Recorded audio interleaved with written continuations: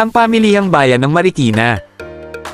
Ang Marikina Public Market ay matatagpuan sa gitna ng Barangay Santa Elena sa pagitan ng Marikina Bridge at ng Marikina Sports Complex.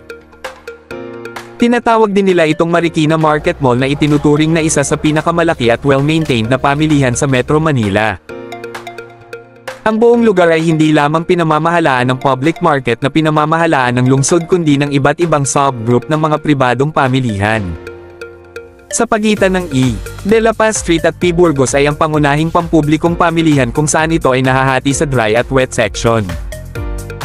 Saklaw ng lugar mula sa pangunahing highway sumulong highway na tumatawid sa lahat ng kalye mula MC Cruz, P. Burgos, E. de la Paz at I. Jacinto hanggang W.C. Paz Street kasama ang mga side street na iyon ay hinahati ng maliit na pampublikong pamilihan na pinamamahalaan ng mga pribadong grupo. Gayunpaman ang palengke ay pinangangasiwaan pa rin ng Marikina LGU. Ang palengke ay nagbibigay ng serbisyo sa mga tao mula sa city proper kasama ang Antipolo, San Mateo at mga kalapit na munisipalidad. Mayroong bilang ng mga stall na maaari mong pagpilian para sa mga panapanahong prutas at gulay mula sa iba't ibang rehiyon. Ang Marikina Public Market ay isang ligtas na kanlungan para sa mga palengkera.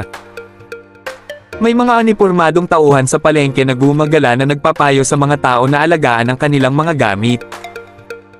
Ang isang market concierge ay naka-install sa gitna lamang ng lugar para magtanong ka ng mga direksyon.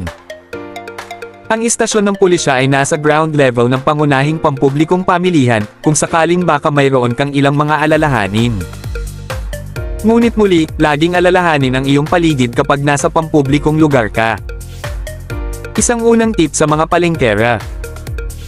Maaari mo ring subaybayan ang mga pangunahing presyo ng bilihin sa kanilang bulletin board na nakapost sa harap ng concierge.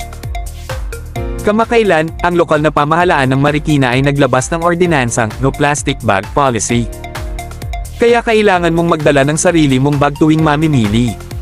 Konting kaalaman po sa istorya ng ating kasaysayan.